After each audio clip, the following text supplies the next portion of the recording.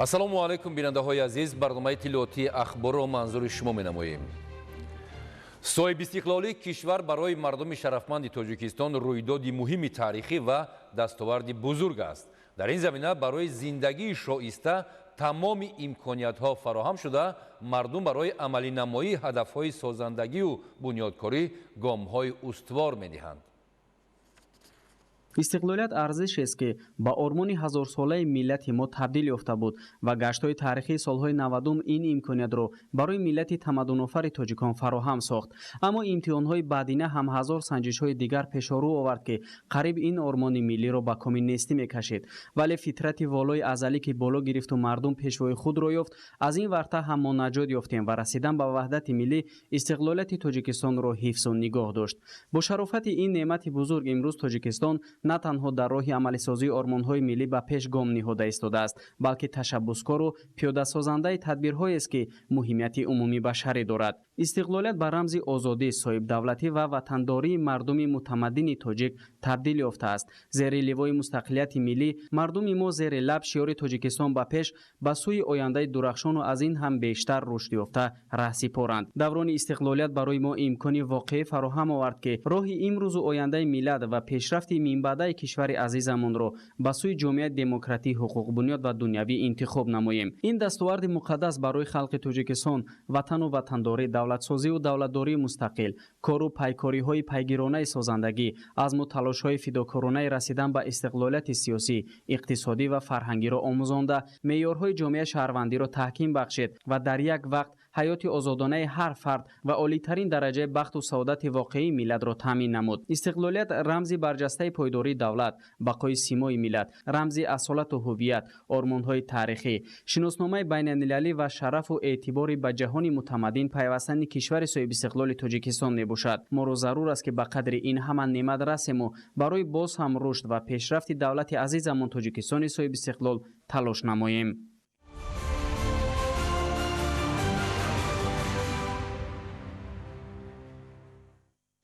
дар шароити тағйёбӣ бо суръати иқлим ва паёмадҳои ногувори он зери плёнка кишт намудани пунбадона ба манфиати хоҷагиҳои пахтакор аст. ин усули парвариш дар баробари дигар афзалиятҳо ба 25-30% баланд гардидани ҳосилнокӣ мусоидат менамояд. гузориши хабарнигорони мо. майдони гармхонаҳои доимуамалкунанда 6 гектар ва гармхонаҳои мавсимие ки хоҷагидорон ба парваришу истеҳсоли сабзавоти барвақтӣ машғуланд дар ноҳияи кушониён зиёда аз 500 гектарро дар бар мегирад. ҳамарӯза аз самари меҳнати кишоварзони асили ин ноҳия зиёда аз 40 тонна маҳсулот ба бозорҳои дохилии вилоят ва шаҳри Душанбе ворид мегардад ки дар баробари қонеъ сохтани эҳтиёҷоти харидор ва фаровонии бозор аз фурӯшаш истеҳсолкунандагон рӯзгори ободу зиндагии шоиста доранд. бо усули обмонии қатрагӣ ва риояи дурусти агротехникаи парвариш хоҷагидорони бо таҷриба метавонанд аз 1 гектар майдони гармхонаҳои мавсимӣ ки дар онҳо сабзавот парвариш мекунанд аз 45 то 50 тонна ҳосили босифат ба даст доранд. талаботи бозору манфиати бештари иқтисодӣ хоҷагидоронро ҳавасманд месозад ки майдони гармхонаҳои мавсимиро сол аз сол васеътар намоянд. аз ҳама бештар дар ҷамоати деҳоти сарвати истиқлол мардум ба ин шуғл ҳавасмандӣ дошта, масоҳати гармхонаҳои мавсимӣ дар ин деҳот ба 413 гектар мерасад. деҳқонони соҳибтаҷрибаи ин деҳот дар қитъаҳои замини назди ҳавлигӣ ва заминҳои президентӣ низ сабзавоти барвақтӣ кишт намуда, аз натиҷаи заҳмат ҳосили босифату фаровон ба даст меоранд. аз гармхонаҳои хоҷагии деҳқонӣ яъне Абдусолеҳ мо дидан карда истодем ки ҳосил фаровон аст ва ҳама рӯз дар бозорҳои дохили вилоят ва шаҳри Душанбе ҳама рӯза аз бахши аҳолӣ ва хоҷагиҳои деҳқонӣ қариб 40-45 тонн бодиринги сабзавотҳои барвақтӣ тару тоза бароварда мешавад. замони соҳиб истиқлолӣ ба хоҷагидорон имкони фарохи фаъолиятро муҳайё сохта аст. имрӯз кишоварзони тоҷик дар кишту парвариш ва фурӯши ҳама маҳсулот озодии комил дошта, бо истифода аз тухмиҳои босифат ва таҷрибаи муосир маҳсулоте истеҳсол мекунанд, ки воридот ивазкунанда ва бо сифати баланди молӣ ба талаботи бозори ҷаҳонӣ рақобатпазир аст. дар ҳудуди ҷамоати мо ба ғайр аз сабзавоти барвақти бодиринг, помидор ва қаламфури булғорӣ низ дида мешавад. дар аксарияти хоҷагиҳои мо ин сабзавотҳо сол ба сол зиёд карда шуда истоданд. ин гармхонаҳоро хоҷагиҳои деҳқонӣ ё аҳолӣ барои он зиёд мекунанд, ки ҳосили хуб ба даст овардааст, иқтисодиёти оилаи худашонро хубтар карда ва барои таъмини амнияти озуқавории кишвар, ки яке аз ҳадафҳои асосии мамлакат ба ҳисоб меравад, саҳмгузор мебошанд. шумораи ин гуна хоҷагиҳои деҳқоние, ки фаъолияти озоду пурсамар доранд, дар миқёси ҷумҳурӣ бештар аз 197 000-ро ташкил медиҳад, ки дар истеҳсоли маҳсулоти босифати ватанӣ ва содироти он ба хориҷи кишвар саҳм гузошта, тоҷикистонро дар миқёси ҷаҳон ҳамчун тавлидкунандаи маҳсулоти аз ҷиҳати экологӣ тоза муаррифӣ менамоянд.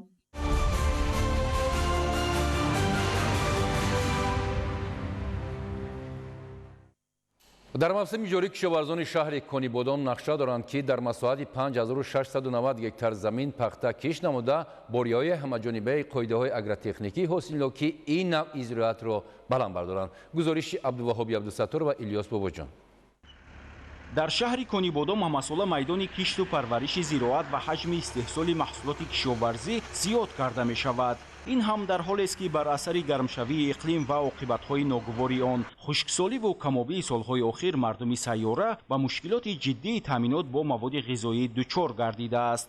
ҳоло дар хоҷагиҳои кишоварзӣ корҳои марбут ба кишту парвариши зироати баҳорӣ бо маром идома дошта, деҳқонон заминро самараноку оқилона истифода мебаранд, зеро онҳо хуб дарк карданд, ки замин манбаи асосии таъмини аҳли оила ва фаровонии бозор бо маводи ғизоӣ ба ҳисоб меравад.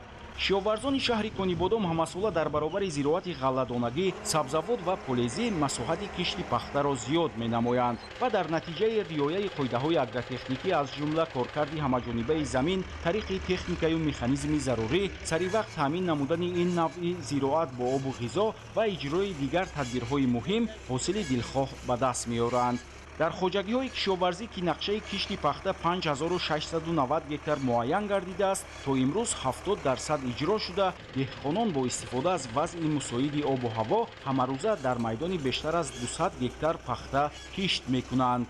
дар хоҷагӣ ба номи деҳқонбой Исоев 126 гектар замини корам мавҷуд аст. мо имсол ният дорем, ки дар 100 гектар пахта кишт намоем. аз санаи 6 апрел кишти пахтаро оғоз карда будем. дар ҳисоби миёна дар як рӯз 6-7 гектар пахта киш карда истодем, ки зиёда аз 60 гектар имрӯз пахта киш намудем. дар шаҳри Конибодон барои дар муҳлати муайяншуда ба охир расонидани кишти пунбадона ситод ташкил гардида, мутахассисон ва олимони соҳаи кишоварзӣ вобаста ба технологияи кишту парвариши ин зироати техникӣ ба деҳқонон маслиҳатҳои муфид медиҳанд. ба таъкиди олимони соҳа, дар вақти кишт пеш аз ҳама ба сифати пунбадона аҳамияти аввалиндараҷа зоҳир карда шавад ва бо назардошти иқлими минтақа бояд тухмиеро интихоб кард, ки ҳосилнокияш баланд бошад.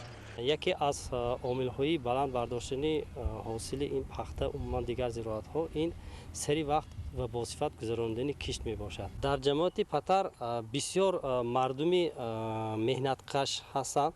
дар ин ҷамоат 450 гектар нақшаи пунбадона пешбинӣ карда шудааст. то имрӯз наздик 300 гектар аллакай кишт карда шудааст. ва ҳамчунин дар ин ҷамоат бисёри мардум ба кишти сабзавот, картошкаи барвақтӣ машғул ҳастанд, ки аз ҳар як замин то 3 маротиба ҳосил рӯёнда истодаанд.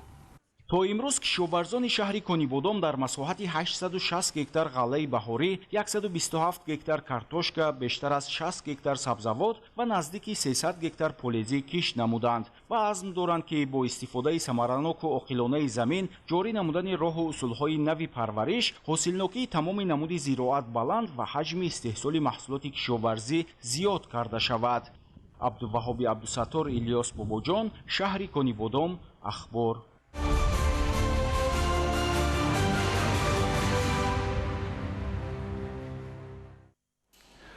وابسته به تأمینات اهالی با نیروی برق، کم کردن تلفات، تعمیر و وصل و نصب تجهیزات و دستگاه‌های تکنیکی و دوره به دوره گذاشتن به نظام بیلینگی همزمان جهت ترغیب و تشویق و گذراندن کارهای فهماندهی میان اهالی دایر به استفاده صرفه‌کارانه نیروی برق در شهر و ناحیه‌های منطقه کلوب ولایت ختلان از جانب نمایندگان شبکه‌های برق تدبیرهای ضروری به راه مانده شده است. گزارش علیم ناصر زاده. مهلت عملی سازی پررای یکی از هدفهای استراتژی حکومت جمهوری تاجیکستان رسیدن به استقلالیت کامل انرژتیکی تا رفت نزدیکتر می شود. در رابطه با این استفاده برندگان نیروی برق را نیز ضرور است که طلبات قانونگذاری مملکت را در این سمت رعایت نموده استفاده صرفه‌کارانه قوه برق را به راه مانند تا اینکه جهت تأمینات اهالی مشکلات موجوده برطرف کرده شود.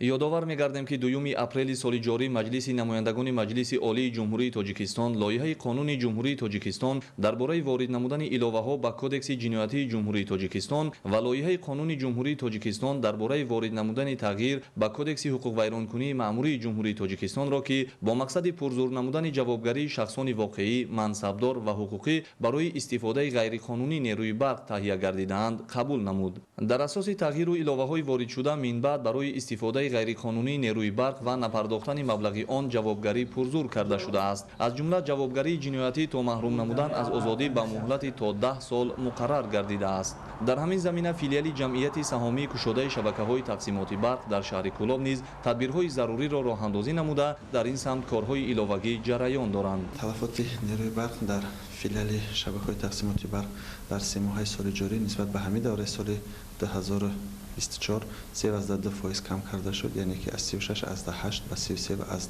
6% آورده رسانده شد.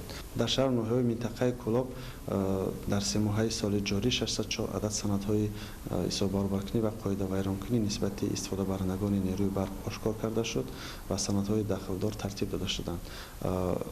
دایر به تغییر الوهه با کدکس جنایتی جمهوری تاجیکستان از جانب کارمندان شبکه‌های برقی در شهر ناحیه‌های منطقه کلاب کارهای فهماندهی رفته ایستاده است. با مقصد کم کردن تلفات نیروی برق در همه شهر و ناحیه‌های منطقه کلاب از جانب مسئولان ساحه پیوسته تدبیرهای ضروری راه‌اندازی و عملی شده ایستاده است. طبق معلومات در دوره 3 ماهه سال جاری تلفات نیروی برق در شهر کلاب 37.1%، در ناحیه دنگره 32.9%، ناحیه واسه 34.2%، ناحیه فرخار 29.2%، ناحیه میر سعید علی حمدانی 32.9%، ناحیه تیمور ملیک 32.6%، ناحیه مومن آباد 28.3%، ناحیه خاولین 31.7%، ناحیه شمس‌الدین شاهین 27%، ناحیه بلجوان 30.3% معین شده. در نتیجه عملی سازی چاره‌های ضروری نسبت همین دوره سال گذشته تلفات نیروی برق کم گردیده است. با مقصد باز هم بهتر نمودن فعالیت نمایندگان شبکه‌های برق و کم کردن تلفات نیروی برق از جانب جمعیت سهامی کشاده تاجیک هیدروالکترومنتاژ در شهر کلاب روند گزارش به حسابکنک‌های برقی بیلینگی ادامه دارد. این زمان در شهر کلاب در اساس لایحه کم نمودن تلفات نیروی برق در ولایت ختلان روند تطبیق لایحه عملی کرده شده است که در بر میگیرد عوض خطهای برقی هوایی فرش کرده شده با عوض خطهای برقی عایق شده نو، یعنی عوض کردن سیمچوک ها، خطهای ستون های آهن و بتونی در خطهای برقی هوایی، نصب و وصل حسابکنک های برقی اینتلکتوالی و این چنین جمع‌آوری معلومات های مشتریان که با کارداری نظام بیلینگی را در بر میگیرد طریق اتوماتیک براه مانده می شود. همه این در عموم با پس نمودن یعنی کم نمودن تلفات تکنیکی و تجارتی نیروی برق آورده می‌رساند. شبکه‌های برقی شهر کلاب نیز فعالیت خود را در اساس دستور سپارش‌های حکومت جمهوری تاجیکستان و فیلیال جمعیت سهامی کشاده شبکه‌های تقسیمات برق در شهر کلاب در سمت صرفه‌کارانه استفاده